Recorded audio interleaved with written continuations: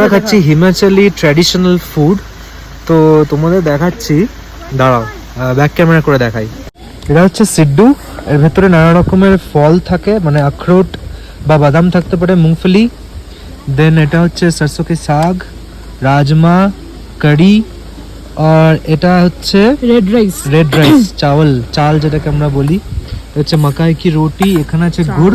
গুড় দিয়ে খাই, মানে গুড় দিয়ে ওই রুটিটা খায়। আচ্ছা, গুড় দিয়ে এই রুটিও খেতে পারি। দেন আচার দিয়েছে, মিশিয়ে খায়। গুড় আর ঘি দিয়ে রুটিটা খায়। দেন এখানে একটা চাটনি দিয়েছে, এই চাটনি আর ঘি দিয়ে আমরা সিদ্ধও খেতে পারি। তো পৃথা খাচ্ছে, কেমন লাগছে খেতে? দারুণ খেতে, এই কারিটা দারুণ। কারিটা দারুণ খেতে, আর এই চাল দিয়ে কিন্তু বেশ ভালো লাগছে খেতে। আমি সিদ্ধুটা একবার ট্রাই করে বলছি কেমন খেতে। আমরা একটাই প্লেট নিয়েছি। আমরা আছি এখন জানা ওয়াটারফলের সামনে, যেটা হচ্ছে নাগগারে অবস্থিত। আমি কিন্তু এটা ভেঙে এক কামড় খেয়ে দেখি। আমি কিন্তু ঘি আচার কিছুই নিলাম না, স্টিল আই এম ট্রাইং।